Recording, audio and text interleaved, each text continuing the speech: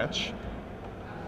And we are already well underway. Lots of counters on lots of things. Yeah, so we are still in game one here. The score, that is correct up at the top. It is 0-0. You see Michael Eades and Shardless Bug has started his attrition matchup, but it looks like it has not stuck. We see a Tezzeret Agent of Bolas with 5 counters on it. You see a cranial plating that's been turned into a creature. You see an Ornithopter holding another cranial plating that currently is active for 6. Shardless Bug likes to grind.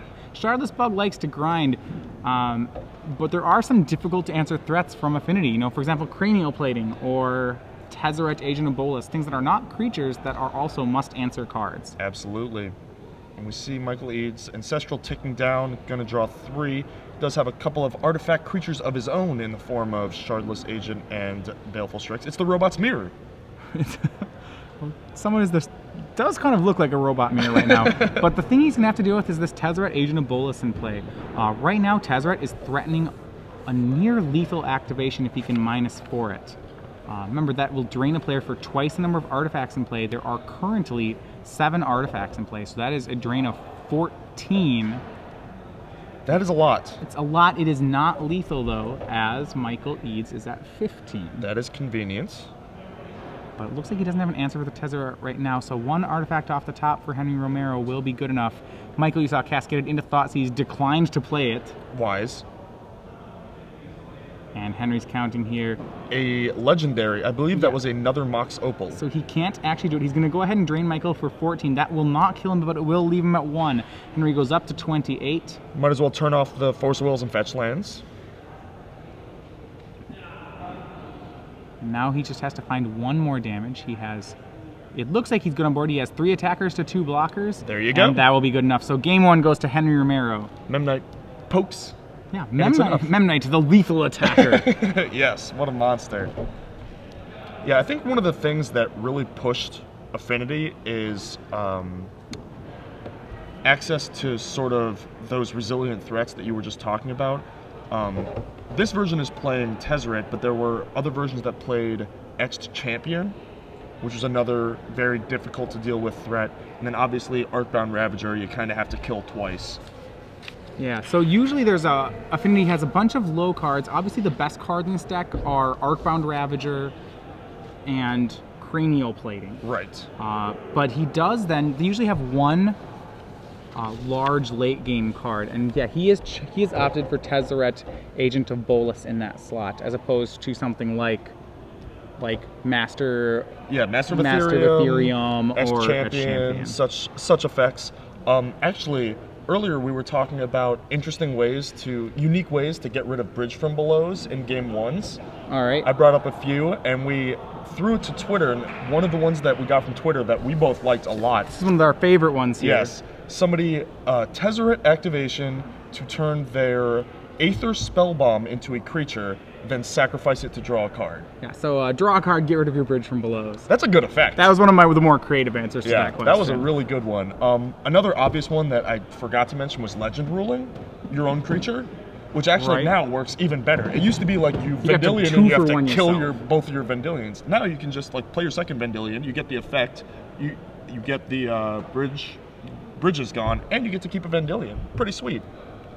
Yeah, so moving to the sideboard, it's interesting to see, you know, no one has Affinity on their mind, I think, in Legacy right now. It's fringe enough of a deck that people don't board removal specifically for it. I would agree with that. That said, they usually have some cards that are useful here. If you look at Michael Eades' deck, for example, he does have 2 Golgari Charms, which are actually very good cards against Affinity. Certainly. Abrupt Decay is always going to be, you know, a clean, efficient removal spell, taking out the important cards besides Tezzeret. He also has a Maelstrom Pulse in his sideboard, which can take out everything, including the Cranial Plating, and actually multiple copies if there's no sacrifice effect in play. Yeah, so what we'll see him take out are cards like Hymned Turok and Force of Will, things. It's hard to be disruptive against a deck that dumps its entire hand on the table. I agree. I actually like Force of Will against Affinity, and here's why. There are so few cards that actually matter from the Affinity deck. If you look, there's 4 Arcbound Ravager, 4 Cranial Plating, and 3 Tezzeret. Every other card is a 1/1, or, you know, pretty weak, right? Something that you can trade for incidentally in a profitable exchange. But the cards that matter a ton, and I'm more than willing to 2-for-1 myself as the Shardless Bug player to keep them off of an early Arcbound Ravager plating or a later on Tezzeret. Yeah. So of note, Henry Romero's deck, outside of the vault of the 8 artifact lands, is actually completely modern legal right now. Well, Look at that. Sorry, he has 2 Ancient Tombs. His mana base is a little cheating, but not hugely. He's not actually running the Disciple of the Vault in the deck. Interesting. Yeah, I mean, the Disciple version, the mana is stretched a little because you need black, and then a lot of those decks are a little light on sacrifice outlets. I know that a lot of them were playing like the City of Brass mana base so that they could also play a Tog with the Disciples, but your mana is a lot worse and you don't have as many artifact lands. You don't get to play Soul Ring lands. So, yeah, foregoing that option entirely and just using Tezzeret as the big win condition. Yeah. So what does exactly an Affinity sideboard look like? I know against a deck like Shardless Bug, you just want to be able to grind harder if you're an Affinity deck. Yeah. Well, there are 2 etched champions, so you're upping your relevant spell count from 11 to 13. And etched champion is particularly good against the Shardless Bug deck, as it is a spot removal first deck. After that, there's some Whip Flares for other creature decks such as elves or goblins. Then it's more targeted hate. Tormod's Crypt for graveyard decks, Aethersworn Canoness, which are also conveniently artifacts, for Storm, and then 5 discard spells, splitting 3 Duress, 2 Thoughtseize. I wouldn't be too surprised to see Thoughtseize, but I think that keeping your synergistic shell intact is more important. I think we're probably just going to see the 2 etched champions for 2 of the smaller, less relevant creatures. So we are just about underway for Game 2. Michael Eades was the number 2 seed, so he was on the play Game 1, was not able to take down Affinity, but he will get to be on the play again Game 2. Not often you see a Shardless Bug Game 1 go 40 minutes and lose. Those are usually the games they win. True.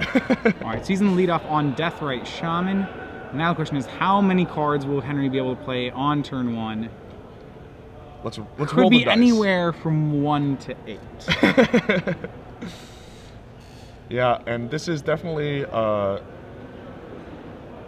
the deck where you have to sculpt your turn 1 because there are a lot of options over the course of the first 2 turns. Looks like it's just going to be Vault into Vault. Vault of Whispers into Vault Scourge. Vault Scourge, yes. So Vault into Vault, yeah. We go to 18. Third card is hits in Ornithopter, and it's just 3, so ship the turn back to Michael. All right. Deathrite Shaman not making mana yet. No fetch lands for Michael. And it looks like the hymns were kept in from Michael, and because Henry had a little bit of a slower start here, him is going to get full value. Yeah, I actually don't mind him on the play, and especially if Henry's going to play out his Ornithopter on 1, which you don't necessarily need to do, it makes him a lot better because now the density of now it's not going to hit Ornithopter. Right, exactly. The density of the higher impact cards of Henry's hand is a lot higher. All right, so he's right now randomly determining the cards. Yeah, Ornithopter's often played out on turn 1 when you have a Signal Pest as your 1-drop. Right. So you can actually deal damage. But otherwise, there's not a huge reason, unless you're playing something like Master of Ethereum, which Henry's not playing on the following turn. So it looks like a Glimmer Void and that Signal Pest will be taken. All right. Not the best hits, but a 2-for-1 is a 2-for-1. Well, Henry didn't keep, he looks like he kept a hand without one of those signature cards. Sometimes what Affinity can do is it can just keep what I'd call a swarm hand, where you keep a bunch of the little flyers and Signal Pests. Yeah, and it's really hard for a spot removal deck to deal with that. You're at a huge tempo disadvantage on every exchange, and not to mention that you're spending removal on something that is cheap and doesn't hit very hard. Yeah, so Henry's going to cast the rest of his hand. That's going to be a second Vault of Whispers, a Mox Opal, a Signal Pest, and an Aethersworn Canoness. Aethersworn Canoness is an interesting one because it actually stops... is Aethersworn Canoness non-artifact? Yeah, it is not All an right, so it artifact. doesn't actually stop the Cascade. I actually thought it might stop the Cascade from a Shardless agent for a second there. So that does not work. Canist, each player is casting non-artifact spell this turn cannot cast additional non-artifact spells. Rats. So originally you'd say, hey, this stops the Cascade, but because Shardless Agent in the bug deck is an artifact, he can actually cast both the agent and the spell it cascades into under an Aethersworn Canonist. Yep. So Aethersworn Canonist, I guess just a Grizzly Bear with a little upside. And now it's on Michael Eades. He has 3 mana available to him. That Deathrite Shaman's still just chilling. Yeah, he can actually take some time here. Henry's attack in the air is only good for 3 damage a turn. It'll be a life point swing of 5 thanks to Signal to Vault Scourge gaining 2 life. But Michael is somewhat... He's not under that much pressure at the moment. Yeah. And it only takes 1 removal spell to turn that 3 into 1. Yeah, so 3 damage will knock Eades down to 16. Henry will get to go up to 21. There's always the danger that Henry draws something like Cranial Plating, and then suddenly these attacks become massive. Yes, of course. There's always that threat looming at the top of the deck. And Abrupt Decay, not a bad draw from Michael Eades. Yeah, if you're Michael, the question, we'll see how slow he plays the Abrupt Decay. He's going to immediately target Aethersworn Canonist with it. Interesting, interesting. He does have a fetch land. Yeah, I'm wondering if he's... Looks like he's going to go for Canonist into Shardless Agent here. All right. I'm not sure. I think why to play the Abrupt Decay immediately. I think what that does mean is that if he cascades into something, he can just be sure to cast it. Like, say he casts... Well, he can cast it and then also cast the Abrupt Decay that turn. He doesn't want to have to choose between the two. Yeah, he certainly could have decayed on Henry's turn, but then if he, say, hits Ancestral or Brainstorm off of the Shardless Agent into a Force of Will, he can't cast Decay and the Force of Will. Exactly. So Shardless Agent will be cast. It's going to cascade into... Past the Maelstrom Pulse. Going to hit a Deathrite Shaman there. Yep, not ideal, but not terrible. Right now, Michael actually can conceivably race here. I'm not sure. I feel like that Abrupt Decay was used a little aggressively. If I'm Michael, I'm worried about Henry top decking something like Cranial Plating that he just can't answer. Yeah, Plating or Ravager, those are the scary ones. But it looks like he's gonna go. Right now with another 5-point life swing. Romero's gonna make the same attack he did last turn, and he will follow it up with a Memnite. The big finish. Yeah. Drum roll, please. Yeah, I mean, Tarmogoyf gets so big because of artifacts in the yard that aren't usually there. Yeah, as soon as a creature dies, both artifact and creature are in the graveyard. Yeah. Tarmogoyf gets big quickly. Yes, it scales quite quickly in this matchup, which means that Michael is actually going to go for the race here, and it makes sense. I mean, his board presence is a lot better than Henry's as it stands, which would make sense with the Abrupt Decay play, and cascading into another Tarmogoyf doesn't hurt that at all. Yeah, he's going to cast another Shardless Agent into another Tarmogoyf. Michael, now with a huge amount of power on the battlefield and with those Deathrite Shamans, will be able to just possibly push damage faster than Henry can dish it out.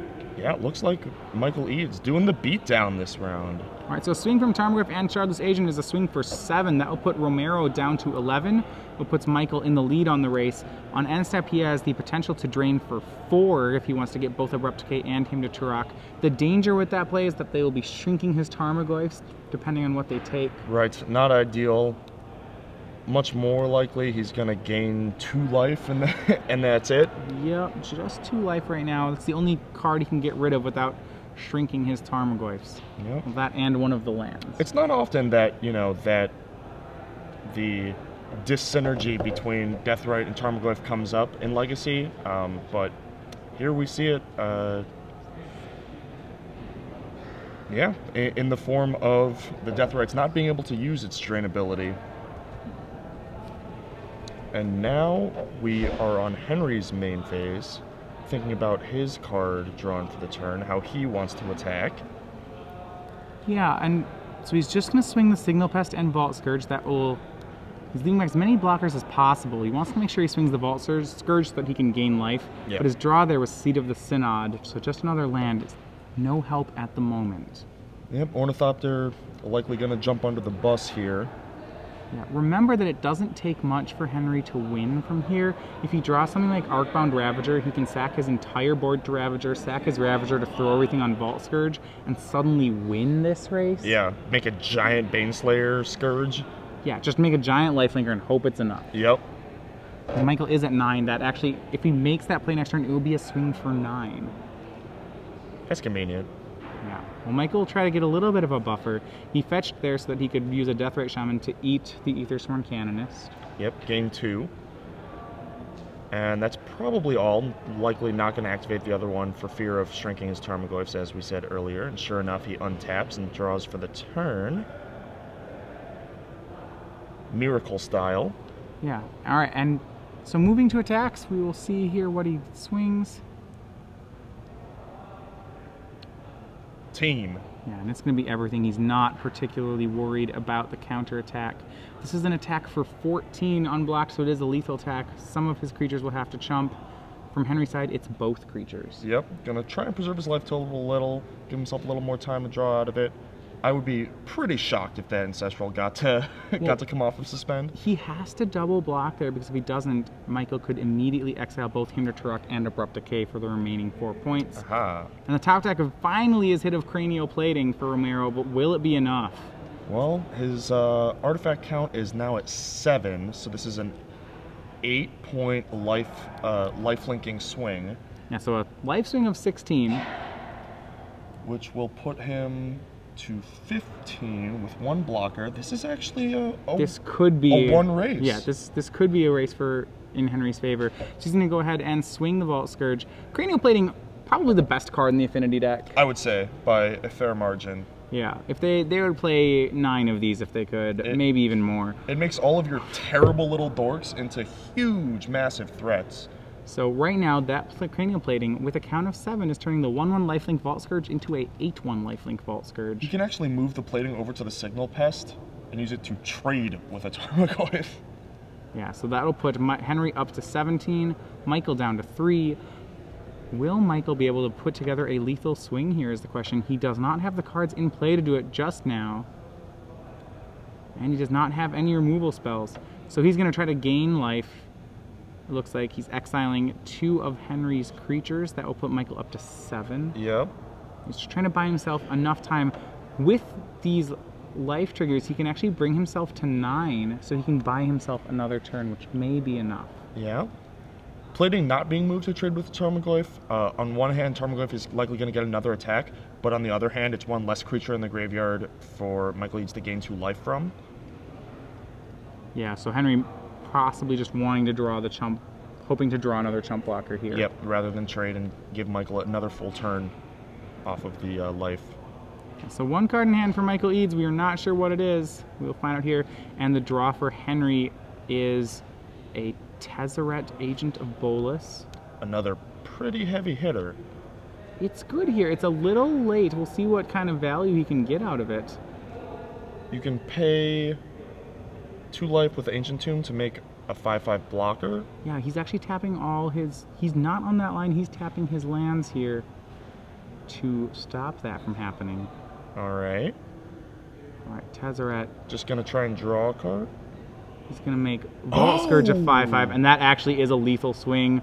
So Vault Scourge is the 5/5 lifelinker. Thanks to Cranial Plating, it moves up to 5, 6, 7, 8, 9, 10. It's a swing of 11. That's just enough that Michael cannot... Exactsies. Yeah, Michael could have removed 2 creatures to move himself up to 11, but the Vault Scourge attack there makes it a lethal attack. So I did not even see that, Henry. So Henry Romero... Doing the math. Look at that. And Affinity. Yeah, Affinity going to unexpected choice. Is going to move on to the top 4, where he's going to face off against Jacob Wilson and Rug Delver. Very nice.